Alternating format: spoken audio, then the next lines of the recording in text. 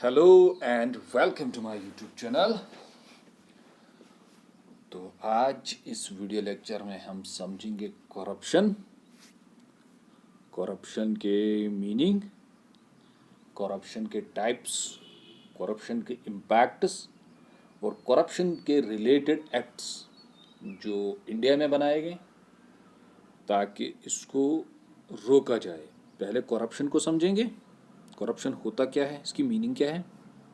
चलिए, corruption is a dishonest behavior by those in the position of power। यानी कि जो पावर में है, पावर मतलब जिनके पास सिस्टम में अथॉरिटी है, किसी के पास कोई डीसी है, कोई एसी है, ठीक है, कोई कुछ है, तो स्ट्रक्चर में जो उनको पावर दिया गया है, आपके पास ये पावर है, आप डिस्ट्रिक्ट को कोऑर्डिनेट कीजिए, आप गांव को देखिए, आप शहर को देखिए, आप स्टेट को देखिए, तो इनके पास पावर डिस्ट्रीब्यूशन है। लेकिन जब इनके पास पावर डिस्ट्रीब्यूशन आता है तो इनमें एक बिहेवियर आता है जिसे हम बोलते हैं डिसऑनेस्ट। यानी कि ये लोग अपने पावर के साथ ऑनेस्ट नहीं रहते। ऑनेस्ट मतलब ये ठीक से अपने पावर को यूज़ नहीं करते। ठीक से का मतलब क्या होता है कि जो कॉन्स्टिट्यूशन ने इनको पावर दिया है कि इस लेवल तक आपका पावर है, यहाँ तक आप पावर एक्सरसाइज कीजिए, वो उस पावर को गलत तरीके से यूज़ करते हैं।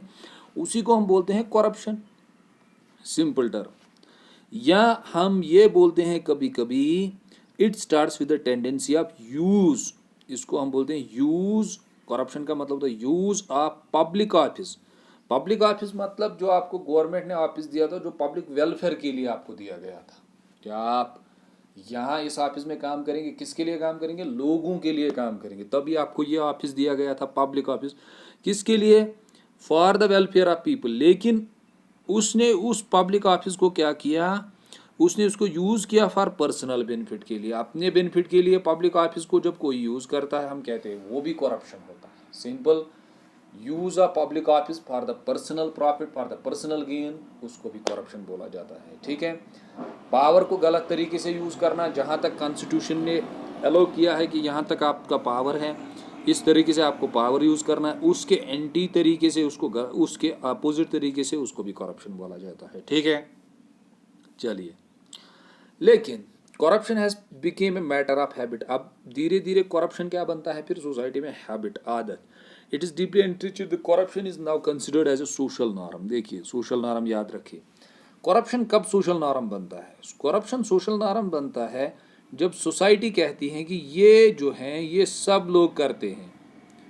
ठीक है, ये सब लोग करते हैं, तो इसमें कोई हिचकिचाने की ज़रूरत नहीं है। हिचकिचाने की ज़रूरत का मतलब ये होता है जब सोसाइटी इसको धीरे धीरे राइट कंसिडर करती है कि ये चीज़ ठीक है, तो हम क्या बोलते हैं, ये सोसाइटी में अब सोशल नॉर्म बन गया, हर कोई ये चीज़ अब फॉलो कर रहा है। ठीक है, hence corruption employs the failure of ethics, जहाँ एथिक्स की छुट्टी होती है, जहाँ एथिक्स फेल हो जाता है। सिंपल क्या याद रखना है, व्हाट इज द करप्शन, कि एक पब्लिक ऑफिस दिया गया था पब्लिक वेलफेयर के लिए, उसको जब कोई इंडिविजुअल अपने पर्सनल गेन, पर्सनल प्रॉफिट के लिए, पर्सनल प्राइवेट के लिए यूज़ करता है, तो हम क्या बोलते हैं? करप्शन। ठीक है, सिंपल कंसेप्ट है। What are the reasons behind? अब आपको रीजंस देखने करप्शन के, ये इतना टफ कंसेप्ट नहीं है, आपको खुद पता है। Lack of transparency, sorry, transparency. Transparency का मतलब क्या होता है कि जब आप कोई काम करते हैं तो उस काम के लिए गवर्नमेंट आपको क्या बोलता है, आपके पास रिकॉर्ड होना चाहिए, आपके पास डॉक्यूमेंट्स प्रूफ होना चाहिए। लेकिन आप क्या करते हैं, कुछ लोग जो करप्शन करते हैं वो उन रिकॉर्ड्स को क्या करते हैं? मैनिपुलेट करते हैं। ठीक है, मैनिपुलेशन मतलब चेंज करते हैं डेटा। क्यों? क्योंकि उनको क्या करना है? उनको करप्शन करना है। ठीक है, then weak institution and ineffective legal framework.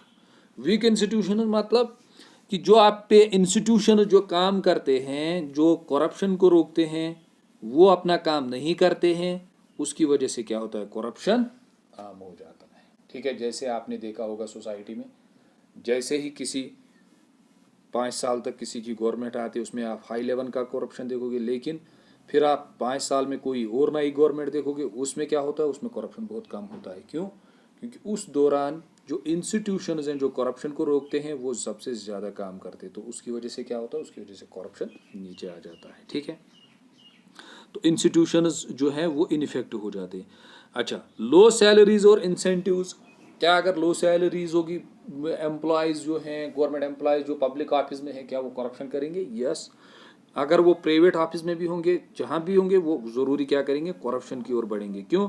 क्योंकि उनकी सैलरीज अगर लो होंगे तो उस लो सैलरी से उन पे क्या इम्पैक्ट पड़ेगा? जो उनके उनके जो रिक्वायरमेंट्स है वो फुलफिल नहीं होंगे, तो वो क्या करेंगे? वो सेकंड सोर्स देखेंगे, वो करप्शन की ओर देखेंगे। ठीक है, चलिए। ब्यूरोक्रेटिक रेड ट्रैप का मतलब क्या होता है? ब्यूरोक्रेटिक रेड ट्रैप ये होता है कि आपको क्या करना है, आपको लाइसेंस बनानी है, वहाँ करप्शन, परमिट चाहिए, अप्रूवल चाहिए, अपॉर्चुनिटी चाहिए, ये एक लॉन्ग प्रोसेस होती है, फिर आप कुछ काम कर सकते हैं। ठीक है, यहाँ से यहाँ, यहाँ से यहाँ, यहाँ से यहाँ, यहाँ से यहाँ, रेड ट्रैप में आप फंस जाते हैं। ये भी करप्शन करता है, ये भी करप्शन करता है, और आपका जो ये लेंथी प्रोसेस है उसमें भी ज़्यादा चांसेस होते हैं किसके? करप्शन के। ठीक है। पॉलिटिकल इंटरफेरेंस, किसी चीज़ में पॉलिटिकल इंटरफेरेंस जब होगी, पॉलिटिकल इंटरफेरेंस मतलब कि गवर्नमेंट इंस्टीट्यूशन जो है, पॉलिटिक्स लीडर जो है वो उसमें इंटरफेयर करते हैं किसी चीज़ में, उनको उनका परमिशन चाहिए, तो उसमें भी क्या पॉसिबल होता है? उसमें भी पॉसिबल होता है क्या? करप्शन होने की। कल्चरल फैक्टर सिंपल, कल्चर कैसे इन्फ्लुएंस करता है? यही the notion that everyone does it, हर कोई ये करता है, आपको भी करना चाहिए, तो ये कल्चरल फैक्टर बनता है कि ये भी फिर क्या करते हैं? करप्शन करते हैं। ठीक है, ये इजी कंसेप्ट है। रीजंस क्या है करप्शन के? What are the reasons for the prevalence of corruption in civil service? ठीक है, ये भी इजी है। लो वेजेस, एडमिनिस्ट्रेटिव डिले, ठीक है, वही बात है। इम्पैक्ट्स ऑफ करप्शन क्या होगा? इम्पैक्ट्स ऑफ करप्शन को देखते हैं, ये बहुत जरूरी है। On the public and on the people and public life, lack of quality in the service, in a system with corrupted there is no quality of service. आपके पास जो सर्विसेज है, इलेक्ट्रिसिटी है, म्यूनसिपलिटी की है, रिलीफ फंड्स की है, जब करप्शन होता है तो ये सर्विसेज आपको दिखती नहीं है, ना ही आपको ज़्यादा मिलती है। अगर आप देखेंगे हमारी सोसाइटी में, हमारे स्टेट में ये चीज़ें अवेलेबल है, गवर्नमेंट की तरफ से ये सब चीज़ें अवेलेबल है, सर्विसेज, इलेक्ट्रिसिटी की, डिस्ट्रीब्यूशन की, पावर की, म्यूनसिपलिटीज़ की, रिलीफ फंड की, वाटर की, ये सब फैसिलिटीज़ है, एजुकेशन की फैसिलिटीज़ है। तो ये अगर इन सर्विसेज में क्वालिटी नहीं रहेगी, ये डाउन हो जाएंगे, डाउन हो जाएंगे। इसका मतलब क्या हो रहा है? सिस्टम में क्या हो रहा है? करप्शन हो रहा है। सर करप्शन कैसे हो रहा है? क्यों? क्योंकि ये सिस्टम के जो लोग हैं ये करप्टेड हो जाते हैं, फिर ये लोग अपना रोल नहीं निभा पाते हैं। ठीक है, जैसे हम सोसाइटी में कहते हैं टीचर का एक रोल है, वो रोल वो कैसे, उस रोल को वो क्वालिटी रोल कैसे दे पाएगा? जब एक एक्यूरेट टीचर वहां पे अपॉइंट होगा। अगर वहां एक ऐसा टीचर अपॉइंट होगा जिसकी ना क्वालिफिकेशन होगी, ना उसमें उतना कैलिबर होगा, तो वहां कोई और टीचर आएगा तो वो रोल नहीं निभा पाएगा। रोल नहीं निभा पाएगा मतलब सोसाइटी में क्या हो गया? करप्शन हो गया। समझ आई बात? Lack of proper justice, corruption judiciary leads to improper justice. अगर जुडिशरी में करप्शन हो जाएगा तो इम्प्रॉपर जस्टिस मिलेगा, अगर किसी के साथ गलत हो गया उसको जस्टिस नहीं मिलेगा। ये इजी कंसेप्ट है। पुअर हेल्थ एंड हाइजीन, ठीक है, ये हम कहते हैं, और हम सोशल साइंस में ये कंसेप्ट कहते हैं, जहाँ पुअर हेल्थ है ना, जहाँ पुअर इंफ्रास्ट्रक्चर है, जिस जिस कंट्री में आप देखोगे पुअर एजुकेशन है, एजुकेशन बहुत कम है, पुअर इंफ्रास्ट्रक्चर है, वहाँ रोड, ट्रांसपोर्ट, कम्युनिकेशन बहुत कम है, हेल्थ का इंस्टीट्यूशन उनका बहुत कम है, वो उतना फैसिलिटीज़ प्रोवाइड नहीं कर पा रहा है, तो उसमें हम बोलते हैं सोशल साइंस में वहाँ का मेन प्रॉब्लम क्या होगा? वहाँ करप्शन हाई लेवल पे होगा। और जिस जिस स्टेट, जिस जिस कंट्री में आपको दिखेगा हर कोई सिस्टम अच्छे से काम कर रहा है, अच्छी हेल्थ फैसिलिटीज़ है, अच्छी ड्रिंकिंग वाटर फैसिलिटी, अच्छी इलेक्ट्रिसिटी सिस्टम है, अच्छा ट्रांसपोर्ट है, अच्छी कम्युनिकेशन है, तो वहाँ हम क्या बोलेंगे? उनमें करप्शन लेस होगा। ये बात याद रखिए, करप्शन सोशल प्रॉब्लम ख़त्म नहीं होती है, ये डिक्रीज होती है, इंक्रीज और डिक्रीज होती है। सोशल प्रॉब्लम कभी भी किसी सोसाइटी में ख़त्म नहीं होती है। ठीक है, तो वही प्रॉब्लम्स ऑफ हेल्थ। ठीक है, सोसाइटी पे क्या इम्पैक्ट पड़ता है? Disregard of the officials. देखिए जैसे ही करप्शन बढ़ता है तो उसमें डिसरिगार्ड होता है, कि डिसरेस्पेक्ट होता है एडमिनिस्ट्रेटिव ऑफिसर्स को। जो ये लोग हैं जो फिर एडमिनिस्ट्रेशन में काम करते हैं उनका डिसरेस्पेक्ट होता है। क्यों? क्योंकि लोगों को फिर पता होता है ये लोग क्या है, ये लोग करप्टेड लोग हैं। लैक ऑफ रेस्पेक्ट, जैसे आप अपनी सोसाइटी में भी देखोगे कोई इंडिविजुअल जो होता है वो ऑनेस्ट होता है तो उसकी आप रेस्पेक्ट भी देखोगे कि सोसाइटी उसका रेस्पेक्ट कितनी कर। Lack of respect for government, वही top brasses leaders of the nation like the president prime minister loses the respect among the people, ठीक है। Lack of faith and trust in the government, लोगों का क्या होता है, लोगों का फिर फेथ नहीं होता है इन पे, किन पे, द गवर्नमेंट पे, नहीं इन पे, लीगल पे। अच्छा, aversion of joining the posts linked to corruption, उसकी वजह से क्या होता है, हार्ड वर्किंग लोग जो हैं, जो करप्शन होता है उनका क्या होता है, अगर आप सोसाइटी में देखोगे अनएम्प्लॉयमेंट जो है, लड़के जो most of the best university से हैं अगर वो अनएम्प्लॉयड है, इसका मतलब होता है सोसाइटी में करप्शन है, ठीक है।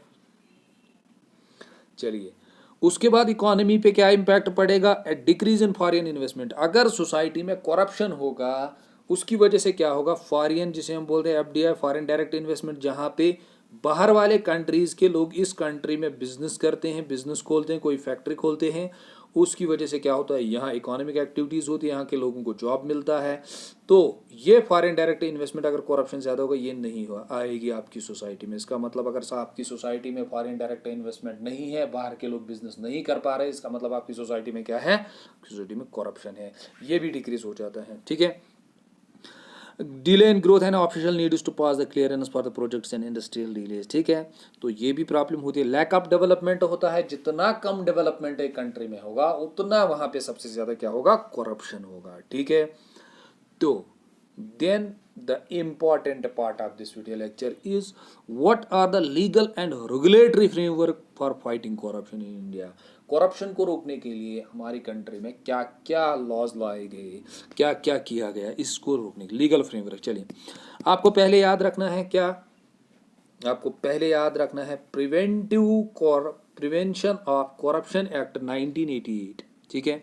ये क्या करता है, provides for penalties in relation to corruption, उन पे पेनल्टी जो करप्शन के रिलेटेड बाय पब्लिक सर्वेंट, ठीक है, पब्लिक सर्वेंट ने किया, and also for those who are involved, जो भी इसमें इन्वॉल्वड है, in the abetment of an act of the corruption, दोनों के लिए क्या पेनल्टीज। अमेंडमेंट ऑफ, इसकी अमेंडमेंट हो गई 2008 में इस एक्ट की, क्रिमिनलाइजेस बोथ, इसमें क्या रखा गया, फिर दोनों को सजा मिलेगी, इसको क्रिमिनलाइज कर दिया गया, ये बैन कर दिया गया है क्या, both bribe taking by the public servant as well as the bribe giving, जो देने वाला और लेने वाला दोनों को क्रिमिनलाइज किया गया, यानी दोनों को सजा मिलेगी, ठीक है। अगर आप करप्शन दोगे आपको भी सजा मिलेगी, अगर आप करप्शन लोगे आपको भी तब भी सजा मिलेगी, ठीक। फिर prevention of money laundering act 2002 aim to prevent instances of money laundering cases and prohibits use of the proceeds of crime in India, ठीक है, 2002 है ये। द कंपनीज एक्ट 2013 आया, ये कंपनीज के लिए रखा गया, इसमें क्या रखा गया देखिए, provides for the corporate governance and prevention of corruption fraud in the corporate sectors, इसमें फ्रॉड रखा गया, कॉर्पोरेट सेक्टर जो बड़ी बड़ी इंडस्ट्रीज है ये इनके लिए रखा गया, वहाँ करप्शन है। Then the companies act 2013 provides for corporate governance and prevention of corruption and fraud in the corporate sector, वही इंडियन पेनल कोड 1860, ठीक है, 1860 का क्या है, which can be interrupted to cover bribery, fraud matters including offenses relating to criminal breach of trust and cheating, Indian penal code, ठीक है। The benami transaction prohibition act, ठीक है, act precludes the person who acquire the property in the name of another person for claiming it as his own, ठीक है, कि आप दूसरों के नाम पे प्रॉपर्टी खरीदते हो तो उसको भी इसके अंडर लाया गया। उसके बाद आपको क्या याद रखना है, फिर Lokpal act 2013, it provides for an establishment of Lokpal centres and Lokayukta state performance the function of an ombudsman and inquiry into the allegations of corruption against certain public functions for the related matters, ये भी याद रखिएगा, इसमें दोनों रखे गए, centre और state में भी, ठीक है। विजिलेंस सेंटर विजिलेंस कमीशन बनाया गया जो स्टेट में भी काम करेगा और सेंटर में भी काम करेगा, ठीक है। Criminalising law amendment act 1952, punishment under the section of 160 of IPC, 3 years किसके लिए या 2 साल किसके लिए, जो करप्शन करेगा।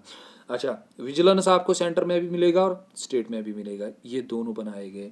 फिर उसके साथ मैंने और एक पीडीएफ रखा है, what is the importance of ethics in preventing, ethics की कितनी ज़रूरत है इसको रोकने में, लोगों में इथिक्स डेवलप करना, कि लोगों को ये बताना कि लोगों के अंडर सोशलाइजेशन क्रिएट करना कि करप्शन से क्या प्रॉब्लम्स होती हैं ताकि करप्शन को कंट्रोल किया जाए, ठीक है। अब इस यूनिट में क्या रह गया, इस यूनिट में ये यूनिट सारा क्लियर हो गया। ये यूनिट बहुत इजी है, लेकिन इस यूनिट में जो बहुत इंपॉर्टेंट है वो ये वीडियो में लेके आऊंगा, इस यूनिट का डेटा। सर डेटा को क्या करना है, कंसेप्ट तो समझ आए, लेकिन इस यूनिट में आपको इस तरह से क्वेश्चन नहीं पूछे जाएंगे। मोस्टली ये कंसेप्ट बताओ, इस यूनिट में आपको क्वेश्चन आएंगे पॉवर्टी पे आएगा, पॉवर्टी इंडेक्स रैंक बताइए इंडिया की क्या है वर्ल्ड, ठीक है। अनएम्प्लॉयमेंट की क्या रेट है इंडिया की वर्ल्ड में, और स्टेट्स में कौन सा स्टेट अनएम्प्लॉयमेंट में टॉप पे है, कौन लोवेस्ट पे, ये डेटा आपसे पहुंचा जाएगा। पॉपुलेशन एक्सक्लूजन, उसमें आपके उसमें आपको क्वेश्चन बता देंगे। Global warming, indicators of social development जो है वो जरूरी उनका डेटा आपको देखना है, वो मैं खुद लेके आऊंगा आपके लिए। क्या आप बताइए सोशल डेवलपमेंट में एचडीआई ह्यूमन डेवलपमेंट इंडेक्स की रैंक बताइए 2022 2023 की, वो देखनी है। जेंडर डेवलपमेंट इंडेक्स की रैंक देखनी है, वो मैं खुद आपको दिखाऊंगा। ट्रैफिकिंग, बैगरी, करप्शन पे जो भी डेटा है वो ज़रूरी आपके लिए एक वीडियो अलग से मैं लाऊंगा, उसको आपको ज़रूरी देखना होगा। वो बहुत इंपॉर्टेंट वीडियोस है, वहाँ से क्वेश्चन आते हैं मोस्ट ऑफ द एग्जाम्स में, ठीक है। तो इसी के साथ ये यूनिट खत्म होता है। And now we will proceed to next unit, that is the growth and development. देखिए, तो उसमें हम देखेंगे, उससे पहले मुझे लगता है हम यूनिट नंबर 6 को कवर अप करेंगे, क्योंकि यूनिट नंबर 6 में थोड़ा सा टाइम लगेगा, फिर यूनिट नंबर 5 को हम देखेंगे। Okay, thanks to all of